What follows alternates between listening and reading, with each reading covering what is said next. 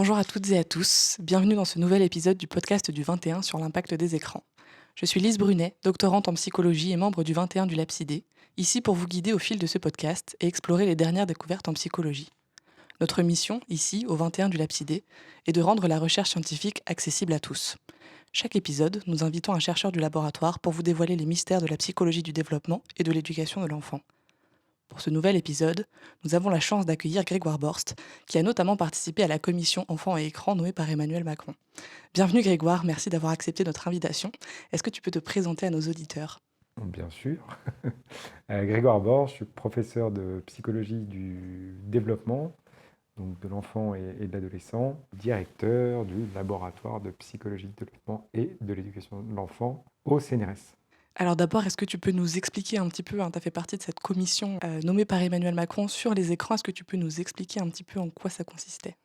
Alors la lettre de mission, globalement, c'était de proposer une solution ou des solutions ou un ensemble de recommandations sur la question de la place des écrans pour les jeunes.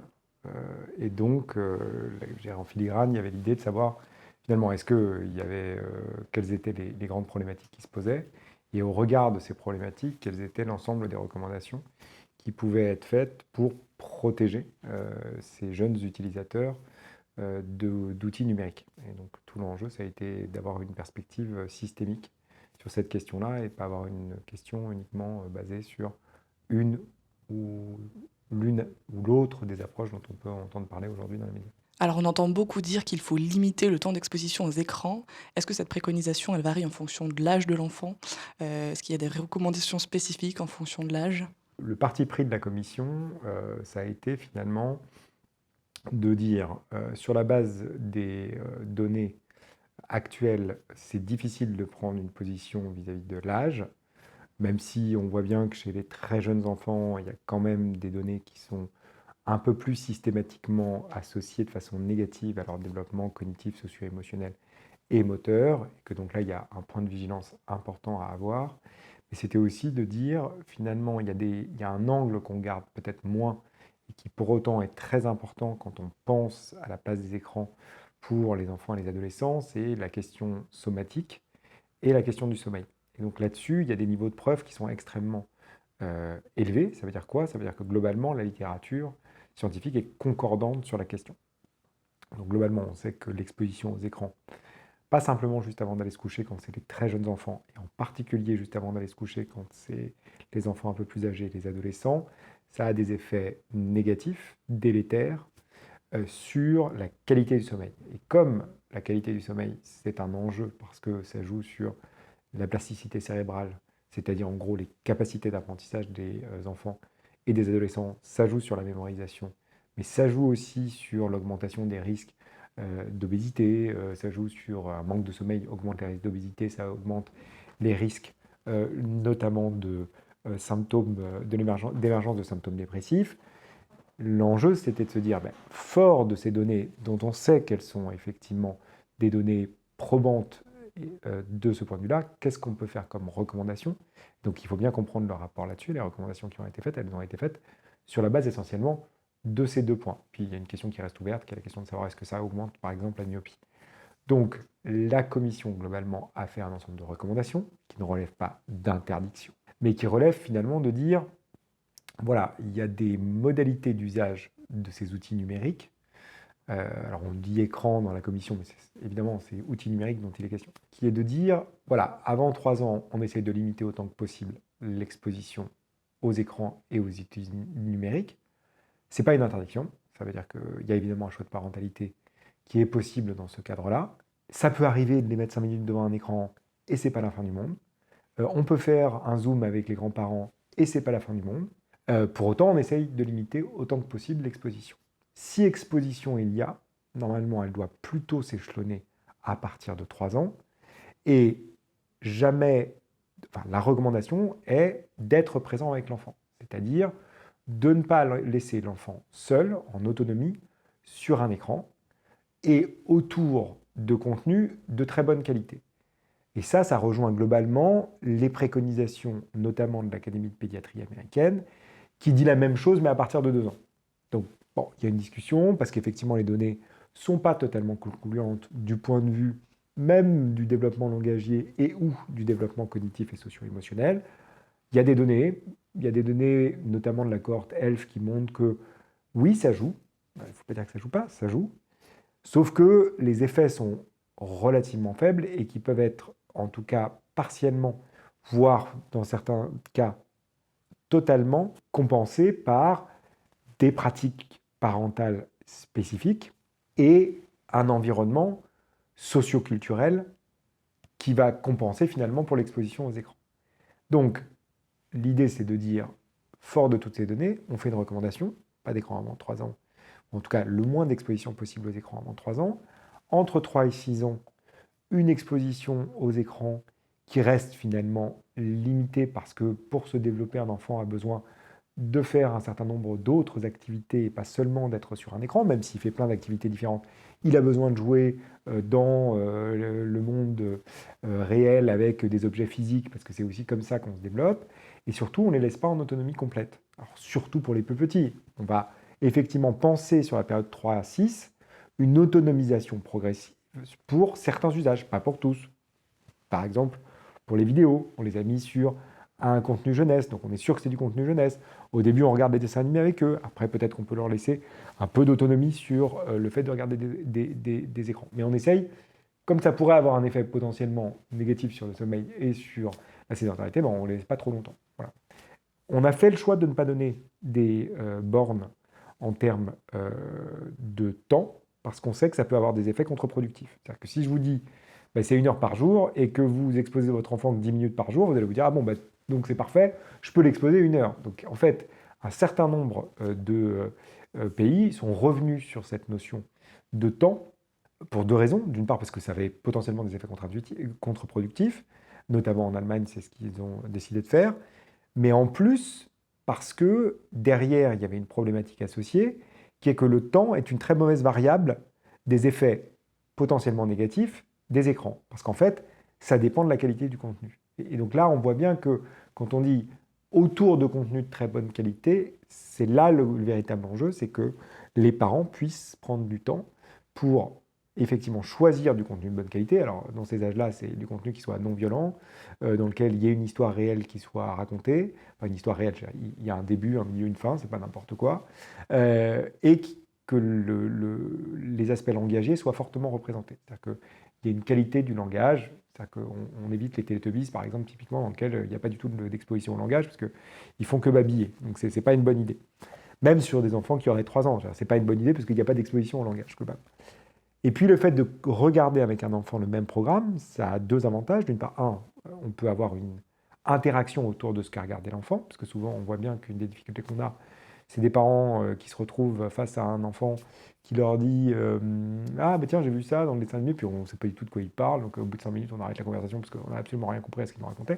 Parce que si j'ai vu, je peux lui reposer des questions, je peux finalement alimenter tout le champ lexical et le vocabulaire de l'enfant en discutant avec lui de ce contenu. Donc ça, c'est 3-6. À partir de 6 ans, finalement, on n'avait plus vraiment de recommandations dans la commission, parce que quand on regarde les données, certes, il y a les effets toujours sur les aspects somatiques et de sommeil, mais sur les aspects de développement cognitif et ainsi de suite, on a beaucoup moins de données qui sont systématiquement, d'une certaine manière, associées à des effets négatifs.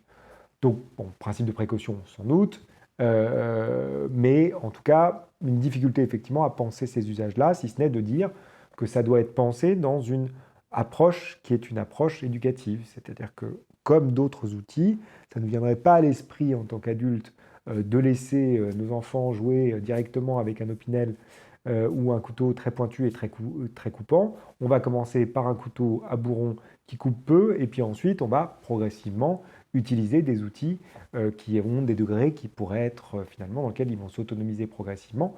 C'est exactement la même chose sur le numérique, on ne les laisse pas comme ça faire n'importe quoi avec le numérique, donc on les accompagne progressivement dans une autonomisation progressive.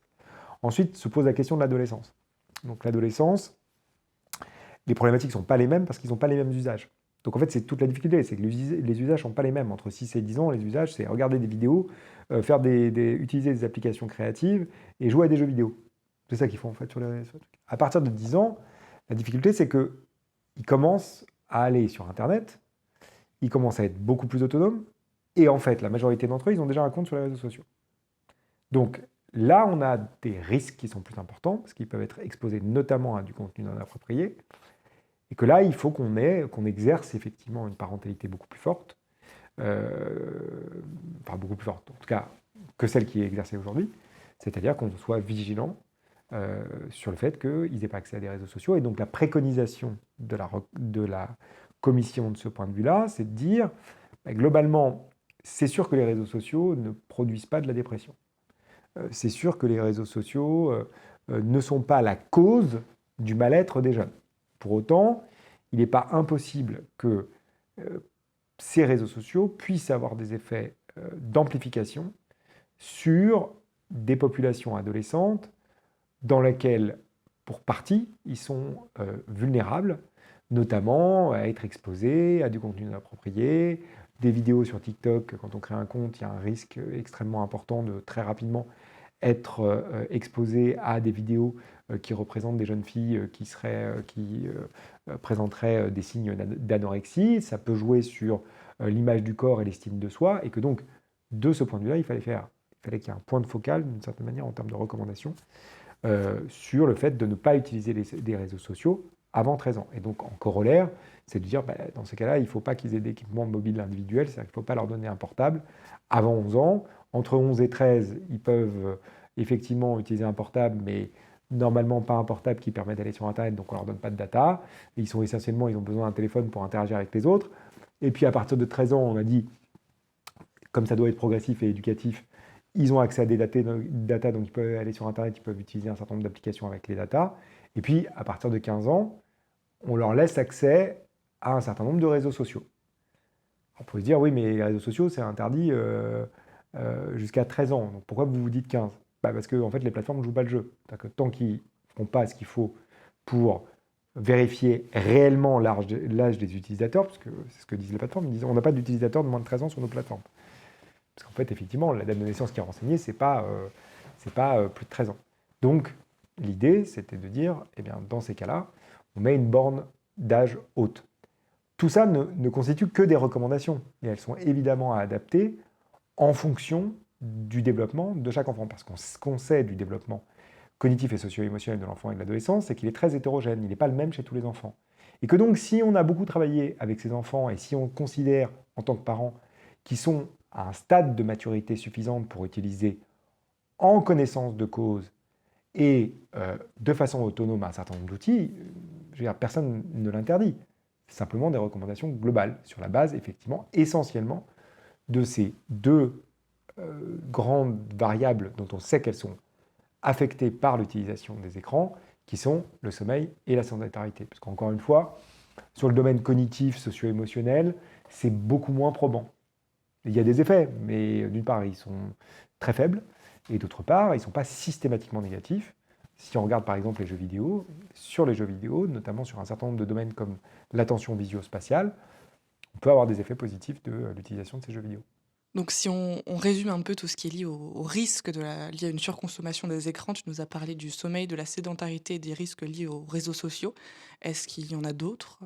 Alors, dans la littérature, il y a quand même un certain nombre de méta-analyses qui portent notamment sur le langage. Alors, c'est notamment chez les enfants et les plus jeunes, il y a toute une question sur le fait de est-ce que ça peut affecter le langage, avec des cliniciens qui disent oui, nous on voit dans notre patientèle des enfants qui peuvent avoir des difficultés spécifiques d'acquisition du langage.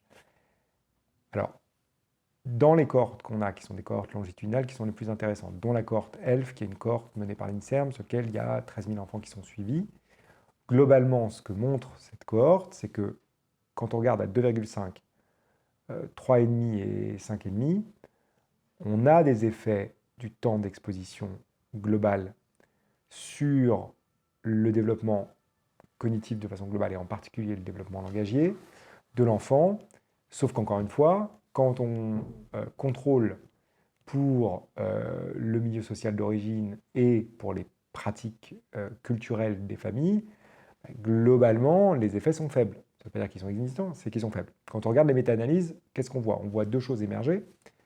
Il y a une notion de temps pour les enfants les plus jeunes qui est pertinente. C'est-à-dire que si on passe beaucoup de temps sur un écran, on a moins d'interactions. Et les interactions, notamment avec les adultes, c'est clé pour apprendre le langage.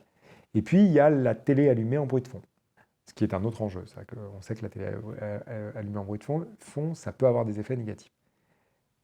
Pour autant, il semble qu'il y ait aussi des moments clés de la journée sur lesquels les effets soient négatifs, soient plus importants et plus systématiques, et notamment pendant le temps des repas. Il semble que le temps du repas, c'est un temps normalement de socialisation dans les familles, et donc s'il y a de l'utilisation de télé, notamment en bruit de fond, et où tout le monde sur son portable pendant le repas, globalement, ça a des effets négatifs sur le développement de l'enfant. Après, sur les ados, beaucoup plus complexe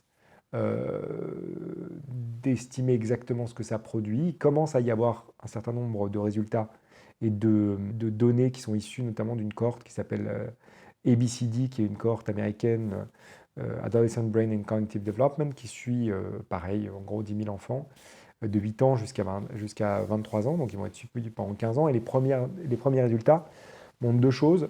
D'une part que pour ce qui relève du développement de l'intelligence, il y a un effet différencié du type d'usage, c'est-à-dire que globalement, les effets, l'utilisation des jeux vidéo pourrait avoir un effet positif sur le développement de l'intelligence entre 8 et 10 ans, tandis que les réseaux sociaux ont un effet négatif, même si de toute façon il n'y a pas beaucoup d'enfants qui utilisent massivement les réseaux sociaux entre 8 et 10 ans, enfin il y en a quand même, et notamment aux États-Unis puisque c'est une cohorte américaine.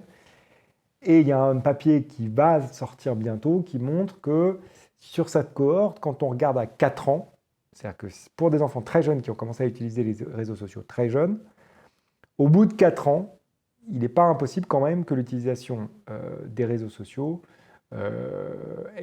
puisse avoir des effets sur une diminution relative des capacités attentionnelles. Voilà.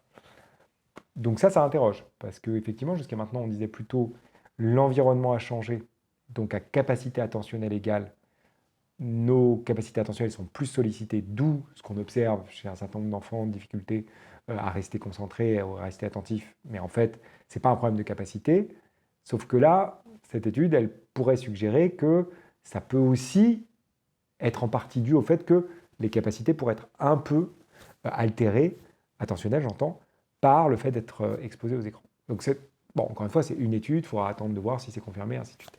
Puis la dernière chose, c'est sur la question du bien-être. Alors, du bien-être et du temps passé sur les réseaux sociaux par les adolescents. Alors, ce que disent en gros les études, c'est que plus ils passent de temps sur les réseaux sociaux, et sur Internet, plus on a des effets sur le bien-être. Sauf qu'en fait, l'effet est extrêmement faible, c'est 0,4%. Donc ça veut dire que c'est une sous-population qui pourrait avoir des difficultés, mais pas toute la population. Et donc c'est un peu là où on en est aujourd'hui. Alors le terme d'addiction aux écrans pour décrire une surexposition aux écrans est très utilisé. Est-ce qu'il s'agit d'une véritable addiction ou est-ce qu'il y a d'autres mécanismes qui sont en jeu? Alors, peut-être de dire qu'aujourd'hui, en tout cas, il n'y a pas, dans les classifications internationales, de reconnaissance relative à l'addiction aux écrans. Parce que ça n'a aucun sens. Il faut se poser 2 secondes. Être addict aux écrans, personne n'est addict à l'objet en lui-même.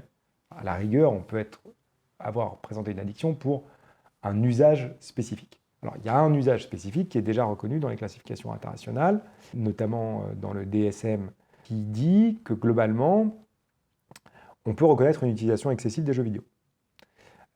Avec des critères qui sont ceux de l'addiction. Ça veut dire qu'il faut ressentir du mal-être, il faut avoir un retrait social, il faut avoir des phénomènes de manque quand on n'a pas la possibilité d'y jouer et des difficultés à arrêter d'y jouer. Donc, et il faut que ce soit sur des périodes de temps longues. C'est-à-dire que ce n'est pas une fois quand les enfants ont joué une fois. Donc ça, c'est pour ce qui relève des jeux vidéo, avec des prévalences qui sont des prévalences faibles. Enfin, faibles, j'entends.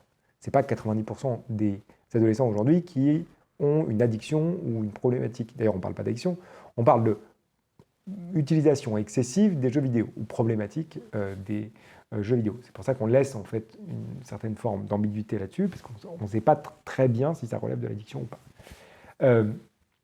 Mais c'est 1 à 3% de la population. D'accord? Même si on dit 5 pour être extrêmement, pour pouvoir englober toute forme de difficulté de régulation par rapport à l'utilisation des jeux vidéo, c'est pas 90% des adolescents. Première chose. Ensuite, sur l'addiction, pour l'instant, c'est pas tranché. Ça ne veut pas dire que ça n'existe pas, ça veut simplement dire que les professionnels de santé, ça relève des professionnels de santé, n'ont pas, et des addictologues, n'ont pas encore finalement décidé que ça rentrait dans le champ des addictions. Et de toute façon, si ça rentre dans le champ des addictions, ça le rentre dans le champ des addictions qui sont des addictions dites comportementales. C'est-à-dire que on n'a pas exactement les mêmes mécanismes que les mécanismes d'addiction, par exemple à d'autres drogues, comme l'alcool ou le cannabis, dans lequel on a des transformations finalement de certains récepteurs ou de neurotransmetteurs ou de concentration de neurotransmetteurs dans le cerveau qui font qu'on a des phénomènes de manque. Donc, si un jour c'est reconnu, ça sera de toute façon comme une addiction comportementale, du même ordre que celle qui existe pour les jeux d'argent ou pour les jeux d'argent sur Internet. Voilà, donc c'est une question ouverte. Il faut accepter que ce soit une question ouverte, mais tant que ce n'est pas tranché, il ne faut pas parler d'addiction aux écrans. Et de toute façon, parler d'addiction aux écrans, ça n'a pas de sens. C'est-à-dire qu'il faudrait dire, à la rigueur, si un jour c'est reconnu, ça sera l'addiction aux réseaux sociaux, l'addiction aux jeux vidéo ou l'addiction à je ne sais quoi d'autre. Mais voilà, il faut accepter qu'il y a un temps aussi pour pouvoir reconnaître cela comme une addiction ou une autre. Mais de toute façon, si c'est une addiction, ça sera une addiction comportementale. Alors depuis le début de ce podcast, on parle beaucoup des effets négatifs des écrans, mais est-ce qu'il y a des effets bénéfiques à l'utilisation des écrans?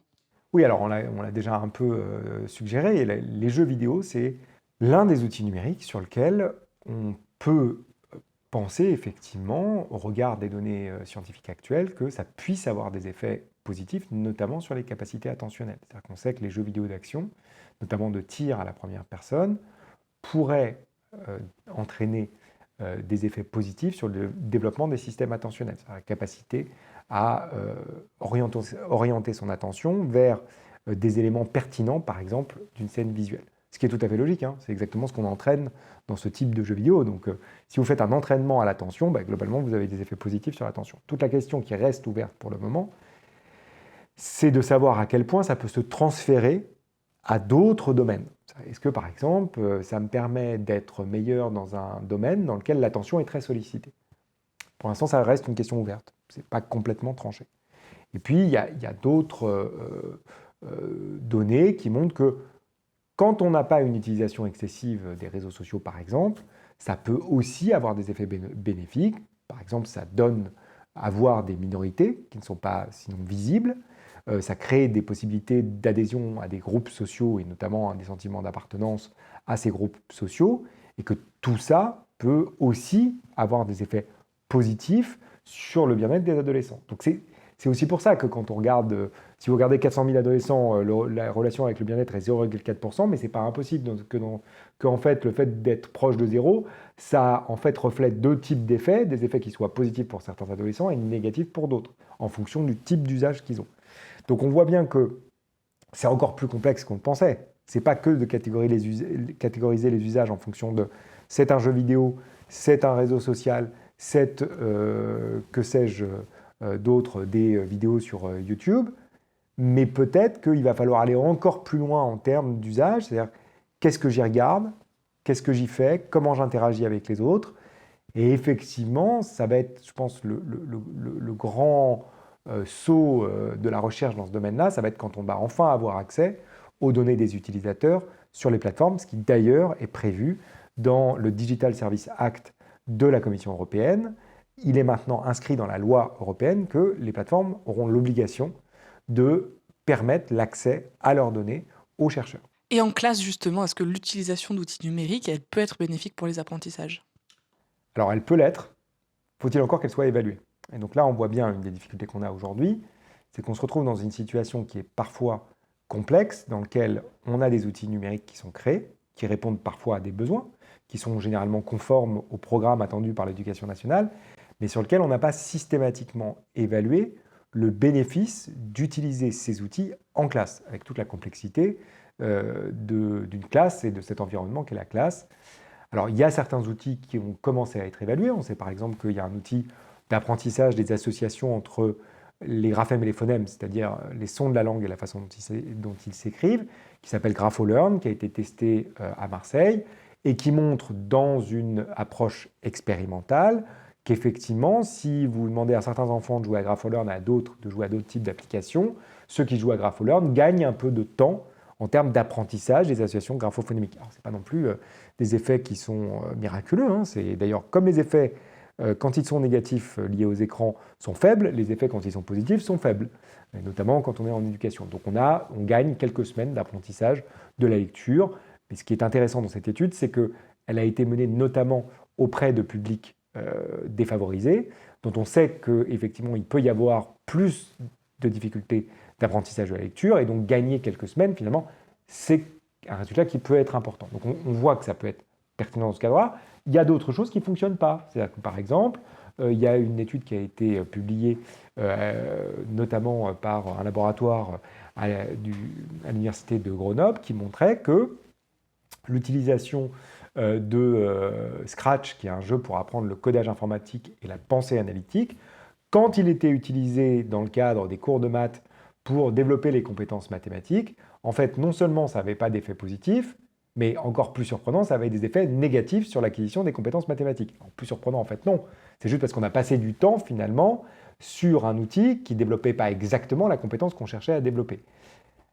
Alors c'est évidemment un problème didactique, ce n'est pas un problème de l'outil nécessairement en tant que tel, c'est la question de comment on utilise ces outils de façon pertinente dans le cadre d'une classe. Peut-être que c'est tout à fait pertinent pour faire de la différenciation pédagogique, mais pas forcément pour tous les éléments en même temps. De toute façon, sur la question du numérique éducatif, la question, elle n'est évidemment pas de savoir si on va remplacer des profs par des outils numériques. La question ne se pose même pas. C'est-à-dire, personne ne pense ça, à part dans les fantasmes de quelques-uns. Mais en fait, l'enjeu, c'est plutôt de savoir, est-ce qu'on peut effectivement bien former les enseignants autour d'outils qui ont démontré leur efficacité en premier chef, pour qu'ils puissent s'en saisir et, à travers leur liberté pédagogique et leur questionnement pédagogique, les utiliser à bon escient avec leurs élèves, plutôt que de laisser un peu ouvert, finalement, n'importe quel type d'outils, n'importe comment, sans que personne ne les ait jamais évalués.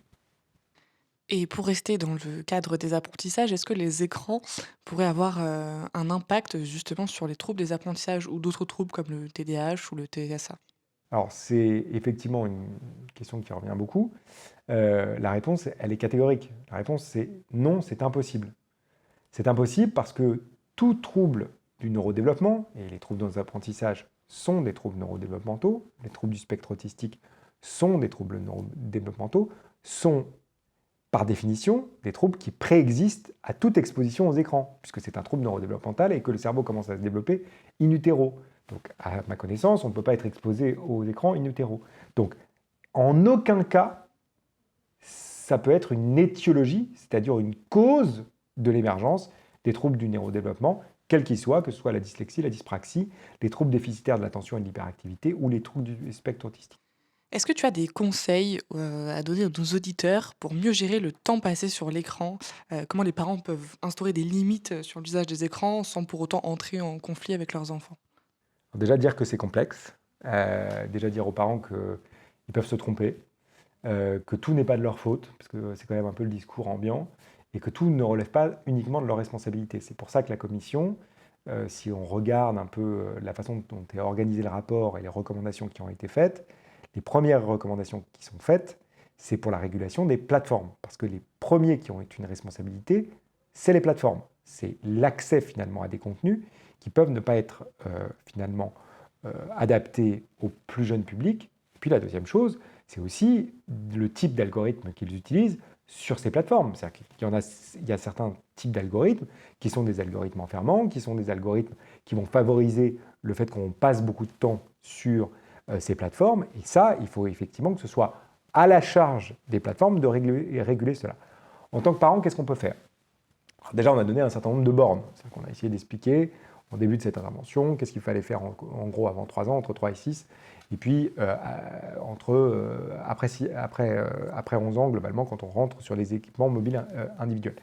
La première chose, c'est de dire aux parents, attention à ne pas donner trop tôt des équipements mobiles individuels, c'est-à-dire des portables ou des tablettes que les enfants peuvent utiliser en toute autonomie.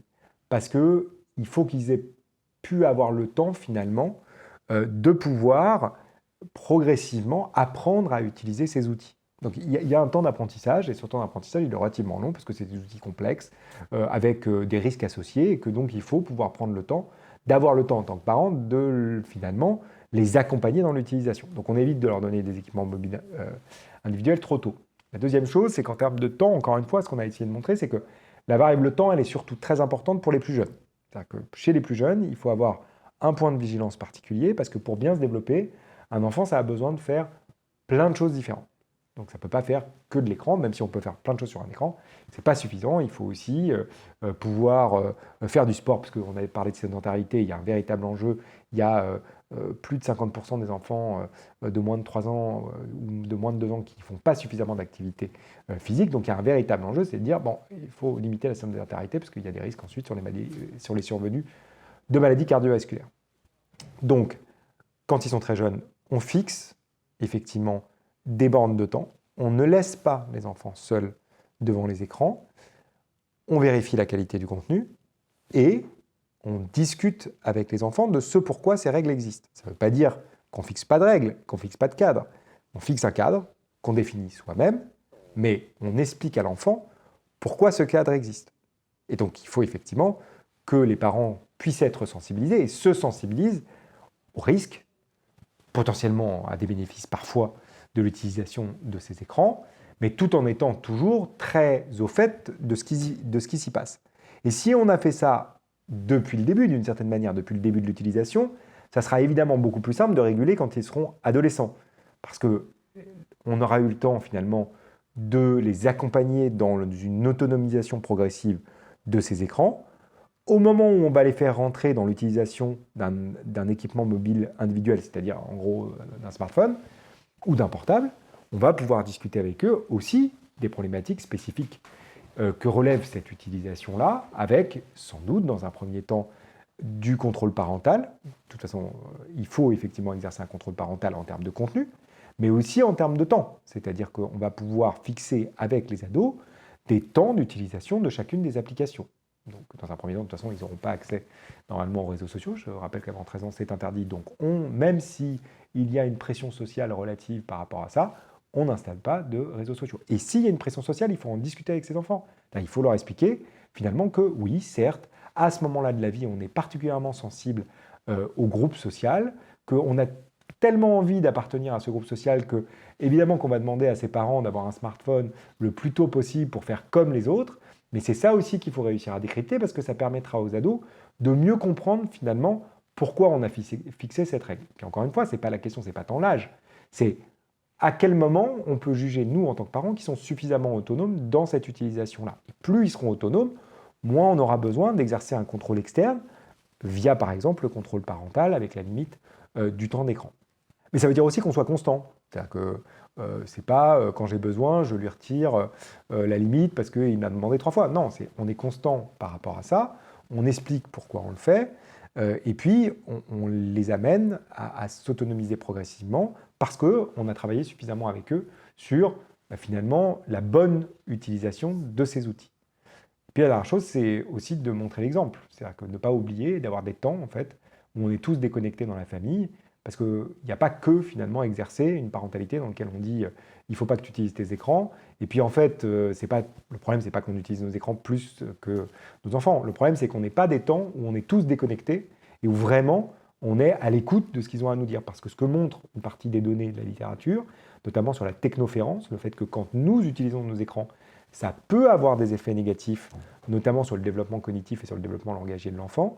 Ce que montrent ces études, c'est que chez l'adolescent, des phénomènes similaires s'observent, c'est-à-dire qu'en fait, quand nos ados voient qu'on est tout le temps en train d'être sur notre téléphone portable alors qu'ils essayent de nous dire quelque chose, progressivement, ils ont de moins en moins confiance et ils sont de moins en moins finalement enclins à venir nous parler des problématiques qu'ils peuvent traverser. Et donc, avec les ados, je crois qu'il y a une notion très importante, c'est qu'on fixe des règles qui sont déjà pertinentes au regard de l'âge qu'ils peuvent avoir et de leur degré d'autonomie. 2, on en parle avec eux, surtout on n'utilise pas de mouchard sur leur portable parce que sinon on coupe définitivement le lien de confiance, ou en tout cas pour un temps le lien de confiance qu'on a avec eux. Et 3, on fait attention à parler de leurs usages, c'est-à-dire qu'on essaie de comprendre ce qu'ils y font. Et donc on exerce une parentalité en fonction des usages. Par exemple, si on veut exercer une parentalité vis-à-vis du temps d'utilisation des jeux vidéo, il faut savoir comment fonctionne le jeu vidéo. Donc il faut jouer avec eux aux jeux vidéo, parce que comme ça on saura comment ils fonctionnent. Donc si Fortnite, on comprendra que ça n'a pas de sens de mettre une limite qui soit une limite de temps, il faut faire une limite qui soit une limite de parties. Donc on lui dit, tu fais 2 parties, ou tu fais 3 parties. Et ça c'est beaucoup plus pertinent. Et on lui dit, peu importe, même si elles ont duré 5 minutes, c'est pas le problème. on décide que c'est 3. Donc tu t'arrêtes au bout de 3. Est-ce qu'il y a un moyen pour nos auditeurs de se tenir informés de tes projets de recherche et de tes découvertes? Et ben, ils peuvent effectivement, après tout ce qu'on a dit aujourd'hui, me suivre sur les réseaux sociaux. Notamment, ils peuvent suivre le compte du laboratoire Lapsidé sur X. Ils peuvent me suivre sur effectivement LinkedIn. Ils peuvent aussi me suivre sur Instagram, sur Facebook s'ils sont très âgés. Et pour le coup, c'est un bon usage des réseaux Enfin, pour les sociaux. très âgés comme moi, j'entends, hein, évidemment. Et puis, ils peuvent aussi aller regarder effectivement le 21 du Lapsidé, parce que tous les réseaux sociaux ou autres reprennent une partie des découvertes qu'on peut voir. Et puis, ils peuvent évidemment aller regarder le site du laboratoire, lapsidé.com, où ils auront effectivement, en tout cas pour les plus gros projets, on les présente sur ce site. On arrive à la fin de cet épisode du podcast du 21. Merci beaucoup Grégoire d'avoir été avec nous pour partager cette discussion passionnante autour des écrans. Merci à tous nos auditeurs d'être restés avec nous jusqu'à la fin. Si vous avez apprécié ce voyage scientifique avec nous, n'hésitez pas à vous abonner sur Spotify, mais aussi LinkedIn, Facebook, X, YouTube et maintenant également sur Instagram pour rester informé des dernières découvertes en psychologie. On vous souhaite à toutes et à tous une très belle journée et une bonne rentrée. Merci et à bientôt pour un nouveau podcast.